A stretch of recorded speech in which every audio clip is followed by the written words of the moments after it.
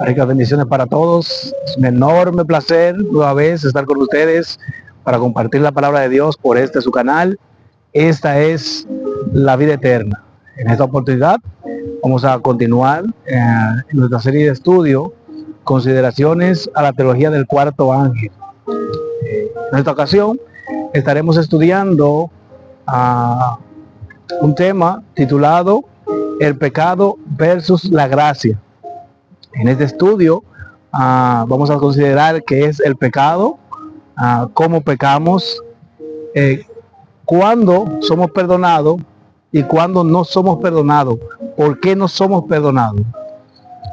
Recuerda, mi querido, que el título de este canal es Esta es la vida eterna, porque nuestro énfasis es que es importante que usted tenga una buena comprensión del carácter de nuestro Dios, porque de esto depende nuestra vida eterna. San Juan dijo, y esta es la vida eterna, que te conozcan a ti y a Jesucristo, al único Dios a quien ha enviado.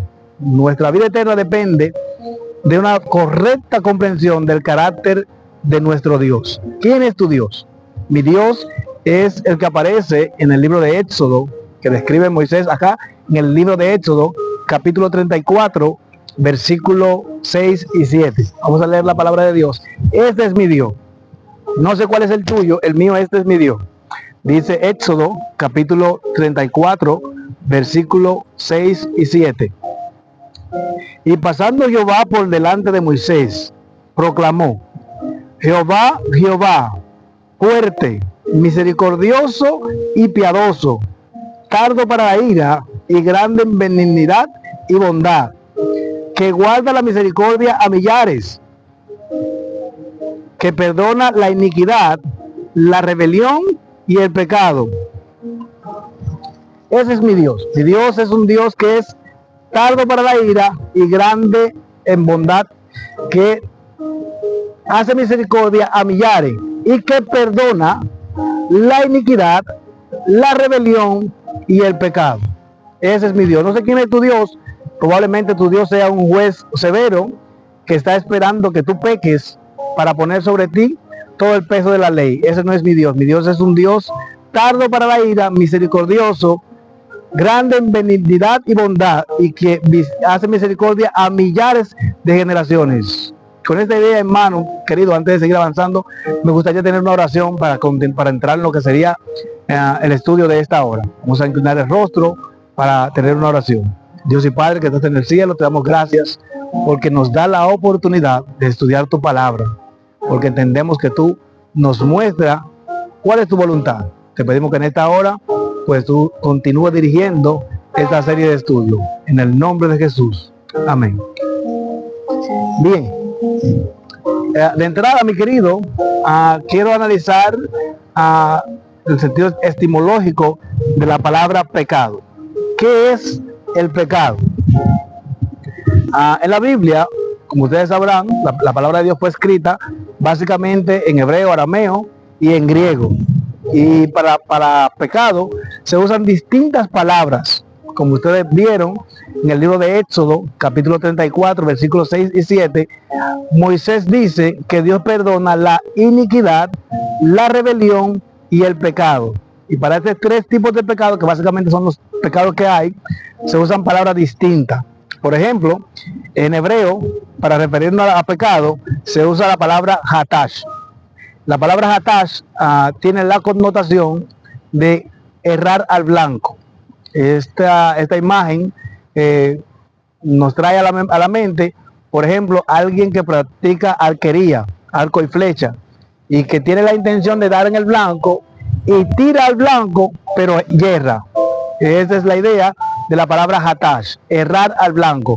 Tú tienes la intención de dar en el blanco, tira al blanco, pero yerra. Hay muchos cristianos que tienen la intención de hacer la voluntad de Dios, tratan de hacer la voluntad de Dios, pero yerran. Este término hace alusión a este tipo de pecado.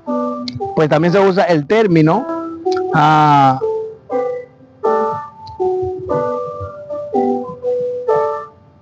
pesha.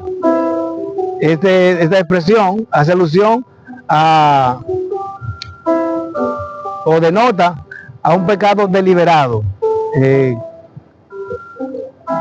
Esto también tiene que ver con salirse de la línea. En griego, ya más adelante vamos a hacer un momentito, pero la palabra pechá tiene que ver con el pecado deliberado. Ya no es aquel pecado que usted comete por hierro, porque ha tirado al blanco, porque al payaso, sino que ya usted de manera consciente, por una u otra ocasión, decide transgredir la ley de Dios o la voluntad de Dios. Y finalmente, en hebreo, las palabras que más abundan, repito, está pechá, hatash, y último está abón, que tiene que ver con la connotación de perversidad.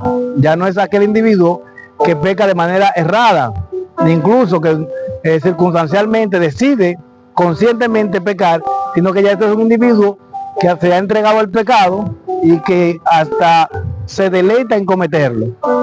Las tres palabras hebreas que se usan son hatash, pechá y abón, y cada expresión tiene una connotación distinta. Repito, una tiene que ver con querer hacer la voluntad de Dios, intentar hacer la voluntad de Dios, pero aún así errar en el intento. Hay personas que circunstancialmente, por una u otra razón, deciden conscientemente transgredir la ley de Dios. Y hay otros que probablemente después de dar este paso, se entregan al pecado y aún así llegan al punto de hasta llegar a disfrutarlo. Eso es iniquidad. Ese es el individuo que se deleita, por ejemplo, en el mal de los demás, que se deleita en hacer maldad a los demás. Esa es la connotación que tiene iniquidad. En griego, las palabras que se usan para básicamente los mismos pecados, porque son solo eso que hay, es amartía.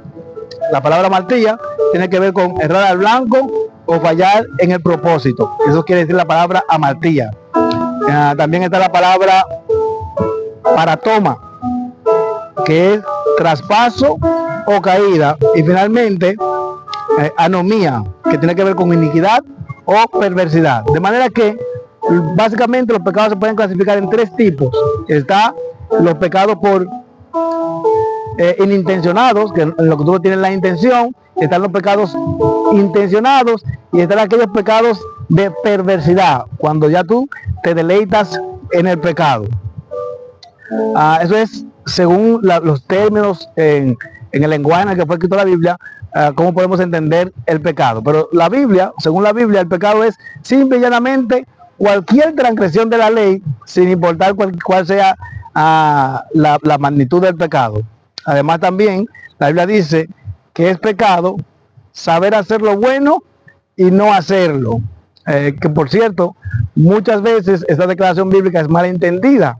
La Biblia dice, es pues pecado saber hacer lo bueno y no hacerlo. Nosotros interpretamos que el texto está diciendo que el pecado es hacer lo contrario de lo bueno. No, eso no es lo que está diciendo el texto.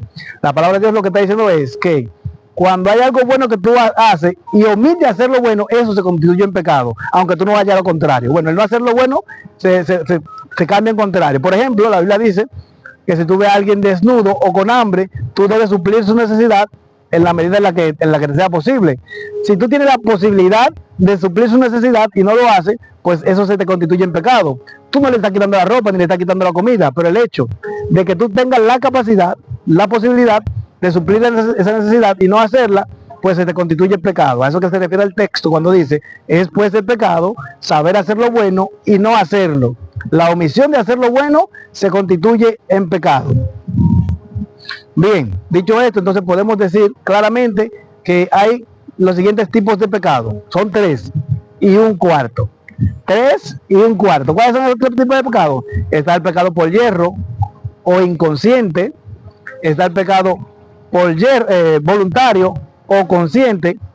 Hierro o inconsciente, 1. Voluntario y consciente, 2. Y está el pecado deliberado. Ese es otro tipo de pecado. Es cuando usted planifica pecar. Usted puede pecar de manera consciente, pero sin haberlo planificado.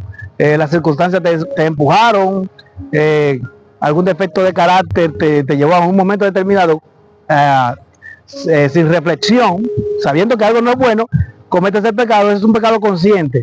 Pero el pecado deliberado es el que usted planifica cometerlo. Y está un último pecado, que es la blasfemia contra el Espíritu Santo. Y ya en un momento vamos a estar hablando de eso, luego de que hagamos esta pequeña dinámica. Presta atención a esta dinámica. Esto es importante que usted lo tenga pendiente, porque ya más adelante lo vamos a usar. Estos primeros videos, este es nuestro quinto video de la serie, están haciendo la base para que nosotros comprendamos bien el carácter de nuestro Dios y los hierros, los errores que hay en lo que es la teología del cuarto ángel. Así que presta atención a esta pequeña dinámica y vaya reflexionando ahí en el camino. Pregunto, mi querido, ¿es posible yo pecar de manera consciente e inconsciente a la vez?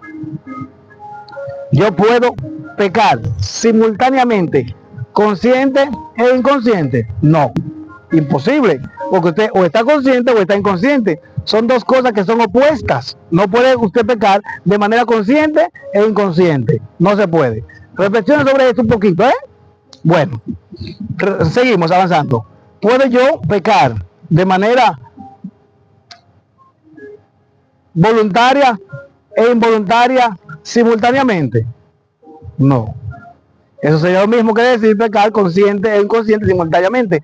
Yo no puedo pecar de manera voluntaria e involuntariamente simultáneamente. No se puede. Es imposible hacer semejante cosa porque son conceptos que son opuestos también.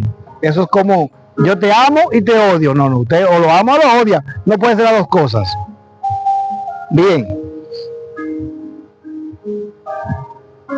¿Puedo yo pecar de manera consciente y voluntaria?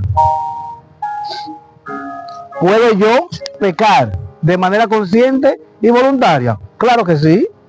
Yo puedo saber que robar es malo y decidir robar. Yo estoy consciente y lo estoy haciendo voluntariamente. Eso es posible. Yo puedo pecar de manera consciente y voluntaria al mismo tiempo. Clarísimo que sí. Bien. ¿Puedo yo pecar de manera consciente e involuntaria al mismo tiempo? Piénselo. ¿Puedo yo pecar de manera consciente e involuntaria al mismo tiempo? Sí, también yo puedo pecar de manera consciente e involuntaria al mismo tiempo. Esto sería como que, la Biblia dice que ame a tu prójimo como a ti mismo. Haz con los demás lo que te gustaría que hicieran contigo. Por lo tanto, agredir a los demás de cualquier forma es pecado. Ya sea verbal, ya sea emocional, ya sea físicamente, agredir a alguien es malo. De manera que nosotros estamos conscientes que no debemos agredir a nuestros semejantes. Pero alguien te está provocando y te sacó de tus estribos. Tú no querías agredirlo, pero incurriste en hacerlo. Tú lo hiciste consciente e involuntario, tú no querías hacerlo. Tú fuiste empujado a hacerlo.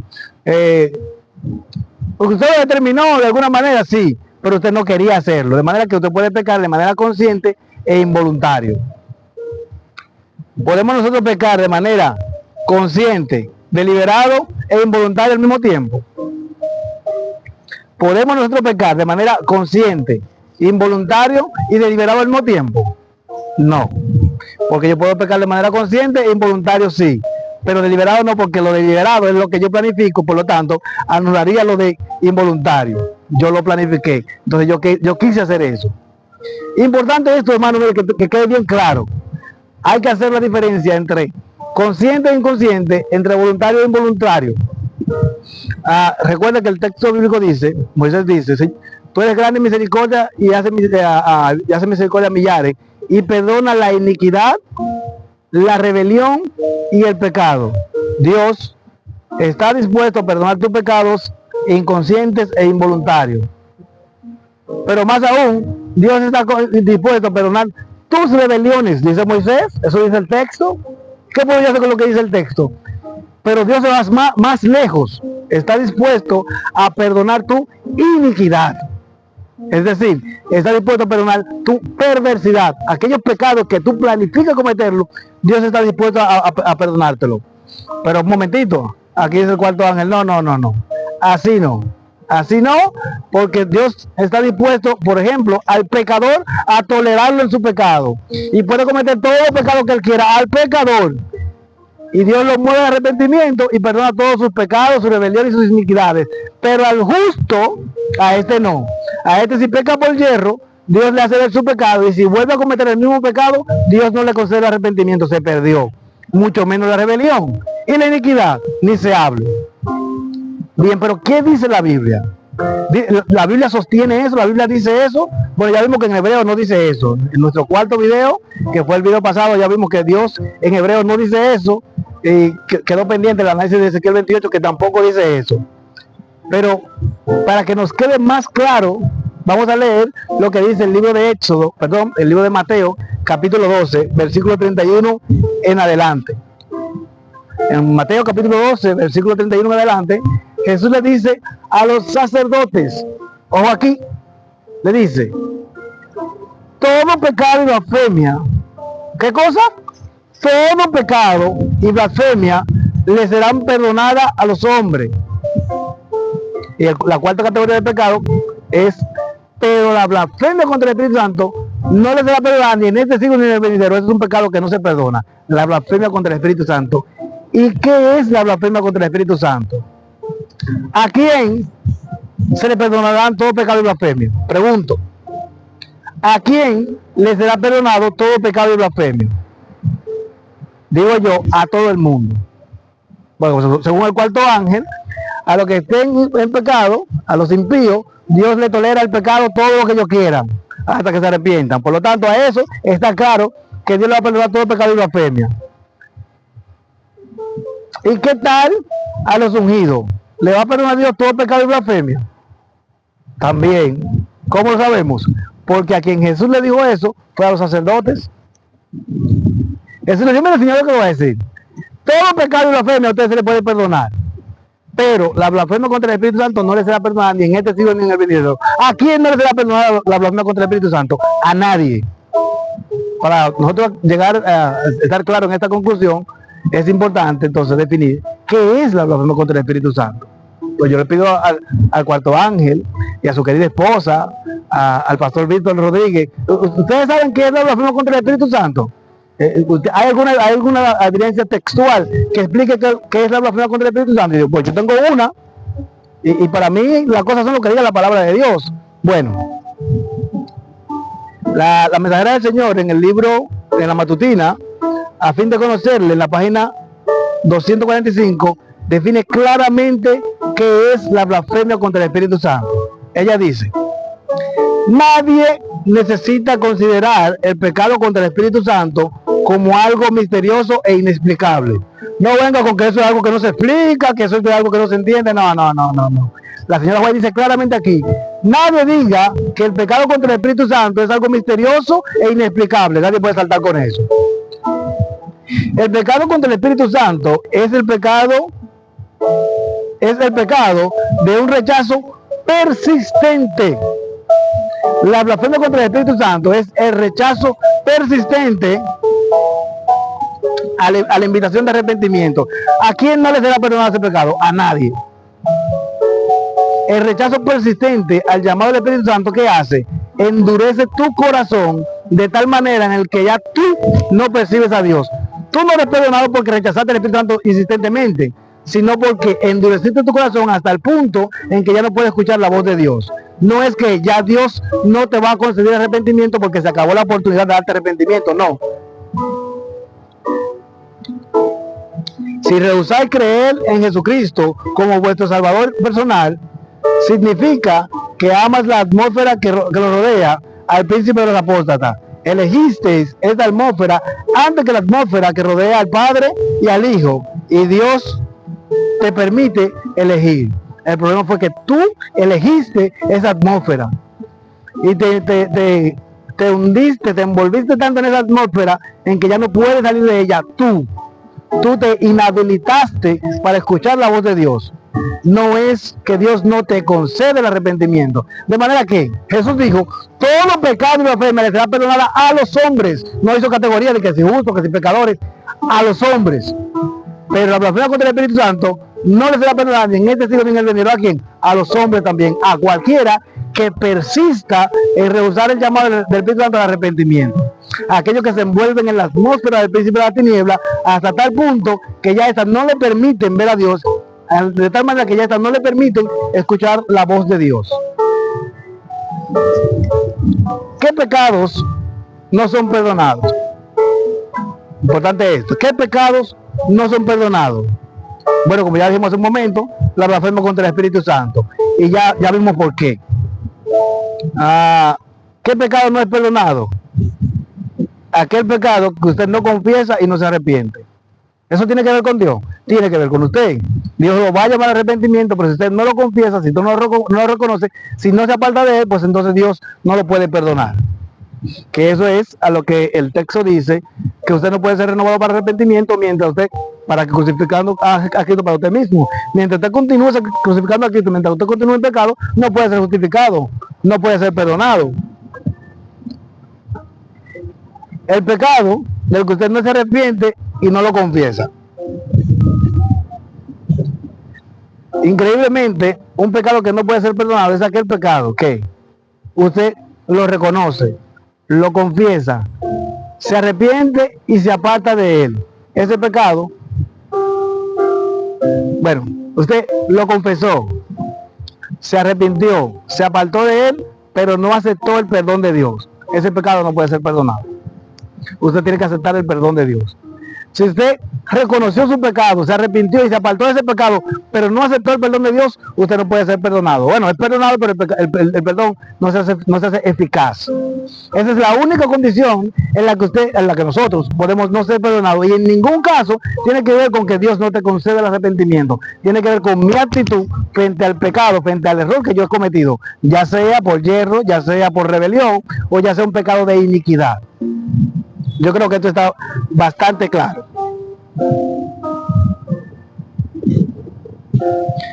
Luego de haber hablado un poquito sobre lo que es el pecado, vamos a tocar algunos puntos sobre lo que es la gracia. Recuerden que el título de este estudio es el pecado versus la gracia. Así que vamos a dedicar un momentito, muy corto por cierto, a hablar sobre la gracia, ya que de parte de esto no necesitamos hablar mucho. Pero, ¿qué es la gracia? La expresión hebrea traducida continuamente para gracia es harish, que tiene la connotación de favor, bondad o regalo. El perdón, el arrepentimiento, sabemos que es un regalo, así como el don del mayor de los dones, que es nuestro Señor Jesucristo.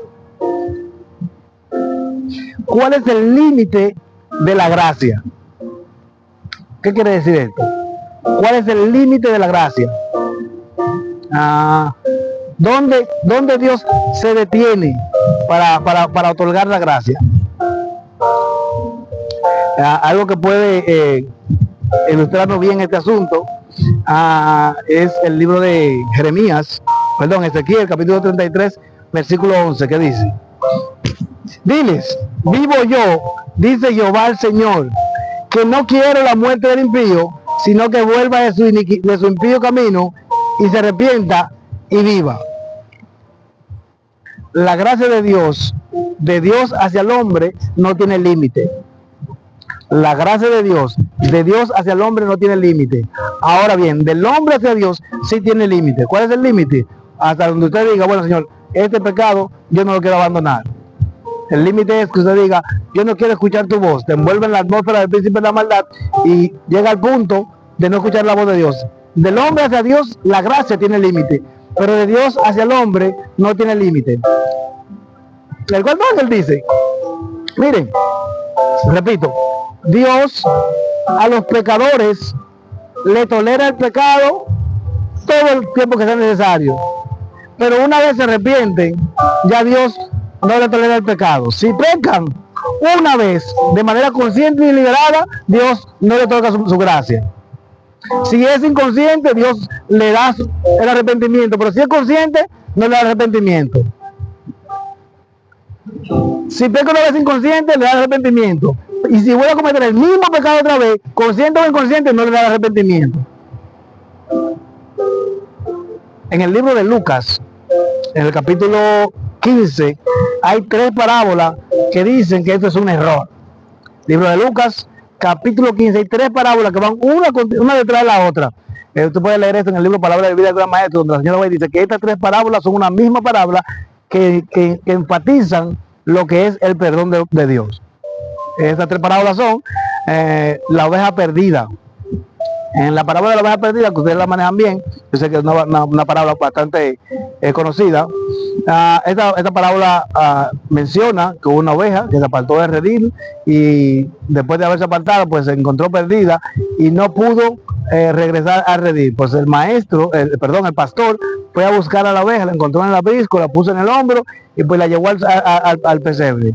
Esta parábola ilustra a los pecadores que, dice la señora White, a los hijos de Dios que estando en la iglesia, pues por una u otra razón descuidan su relación con Dios y se van alejando de la iglesia hasta el punto que se ven fuera de ella. A este tipo de personas Dios va y la busca y la trae de vuelta a redil. Luego de esto está la parábola de la dracma perdida. Una mujer que tiene una dracma y se la ha perdido en la casa, y dice el texto bíblico que esta mujer barre toda la casa y mueve todo lo que hay que mover hasta encontrar esta dracma, y una vez encontrada la dracma hace una fiesta. Digo yo, caramba, esa mujer, ¿cuánto valía esa dracma? Que después de hacer una dracma hizo una fiesta. Pues me imagino que se habrá ido más en la fiesta que lo que valía la dracma. Pues ciertamente lo que nosotros valemos es nada para el gozo que hay en el cielo. Pero bueno, la señora White indica, y está claro, que esta parábola tiene una pequeña connotación distinta. Esta parábola, la dracma, a diferencia de la oveja, no tiene conciencia, y estando en la casa no sabe que está perdida, porque es una moneda. La oveja es un animal, pero tiene el presentimiento de que está perdido, sabe que está fuera de redil. Pero una moneda no tiene conciencia, no sabe que está perdida. Y ella dice, eso representa a los hijos de Dios que estando en la iglesia no sienten placer, no disfrutan de estar en la iglesia, y estando en la iglesia están perdidos. Y dice la señora White, a estos que tampoco saben, que están en pecado inconsciente, pues Dios también los alcanza, los reaviva, los reanima, y entonces pues lo pone en armonía con él. Y una tercera parábola, que es la que más llama mi atención en esta serie de parábolas, de 3 parábolas, es la parábola del hijo pródigo. Interesante, en la parábola de la oveja perdida, el pastor salió a buscar a la oveja. En la parábola de la dracma perdida, la mujer buscó a la dracma. Pero en la parábola del hijo pródigo, pareciera ser que a nadie lo salió a buscar. ¿O sí? Vamos a analizar la parábola. Bueno, pues dice el texto bíblico en Lucas capítulo 15, a partir del verso 11 hasta el 32, que un señor tenía 2 hijos, y uno de ellos, el menor, le dice al padre, padre, dame mis bienes, ya yo no quiero estar aquí, yo no me siento a gusto aquí, yo quiero conocer el mundo. Y el hombre dice, pero hijo, ¿cómo que tú te sientes a gusto aquí? ¿Cómo que tú te quieres ir? Yo me quiero ir, padre, eso no está en discusión, déjeme lo que me toca, a usted no le toca nada, porque yo no me he muerto. Pero el padre le dio la libertad, le dio una parte de los bienes, el muchacho se va al mundo, disfruta los bienes, y viniendo de casa, los amigos que eran dique amigos, pues desaparecen y el muchacho se queda sin nada. Y ahora el muchacho está desorientado y no sabe qué hacer, y recurre a buscar trabajo, sustento en cualquier sitio, hasta el punto que llega a un lugar donde se apacentaban cerdos. Y su condición era tan crítica que dice el texto que él deseó comerse la comida de los cerdos y ni esto podía. Y miren qué cosa más bonita, dice la palabra de Dios. Lucas capítulo 15, versículo 15 en adelante. Luego de que el joven se encuentra en la crisis que hay en el ambiente, dice, y fue y se arrimó a uno de los ciudadanos de aquel país, quien le envió a sus campos a apacentar cerdos. Y ansiando saciarse de la algarroba que comían los cerdos, pero nadie le daba. Escuche esto. Y entonces, escuche esto. Y entonces, volviendo en sí, dijo, ¿cuántos jornaleros no hay en la casa de mi padre que están mejor que yo? Yo me voy a ir a la casa de mi padre y le voy a decir que me ponga como un jornalero. Interesante la expresión que, y entonces, volviendo en sí, Casi nunca uno nota esta expresión, pero es la parte central de la parábola. Le decía que en la parábola de la oveja perdida, el pastor salió a buscarla. En la dracma perdida, la mujer la buscó, y en la del hijo pródigo parece ser que nadie salió a buscarlo, pero el texto dice, y entonces volviendo en sí. ¿Sabe qué es volver en sí? Volver en sí es recuperar el juicio. Cuando leí esa expresión, fui impresionado, y además de notar el hecho de que el joven volvió en sí, es decir, que recuperó el juicio, que recuperó la conciencia, que volvió la sensatez a su mente. Fui fuertemente impresionado con esa expresión, pero también mi mente automáticamente me llevó hacia el capítulo 4 del libro de Daniel, donde Nabucodonosor tiene un sueño, y Daniel le dice, mira, ese sueño lo que dice es que tú tienes que ser un tipo humilde, que si tú eres altanero y esto, pues tú sabes que el Señor dice que te va a mandar 7 tiempos al campo para apacentarte como un animal. Y dice que al cabo de 12 meses, Nabucodonosor dijo, wow, mira todo lo que yo he logrado con el poder. ¿Cómo así?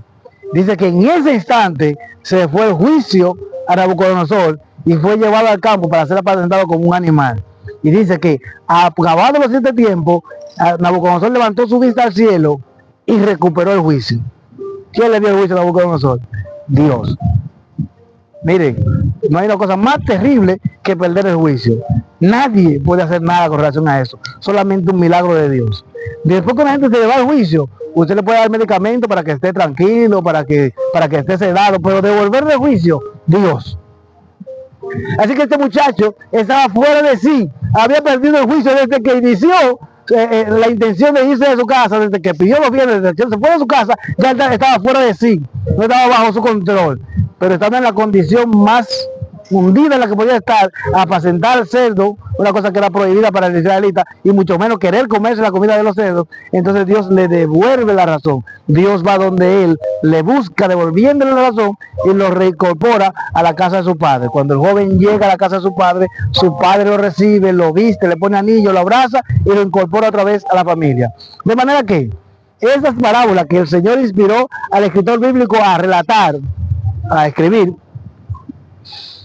nos muestran que Dios está dispuesto a buscar y a restaurar a cualquiera, no importa la condición en la que se apartó de él, ya sea como la oveja perdida, que lo hizo consciente, inconsciente, pero que entendía que se había apartado, ya sea que usted como la oveja perdida, que usted estando en la casa de Dios esté perdido, o ya sea que usted de manera por rebelión y habiendo sido inicuo, habiéndose apartado de él, Dios está dispuesto a alcanzarlo. Mi querido, como siempre le digo a esta activa de juego, a este servidor, perfectamente acepta que usted esté de acuerdo con lo que le estoy presentando, pero si no, pues perfectamente también estoy de acuerdo, porque al final el asunto de entender, comprender y aceptar la palabra de Dios es un trabajo del Espíritu del Señor.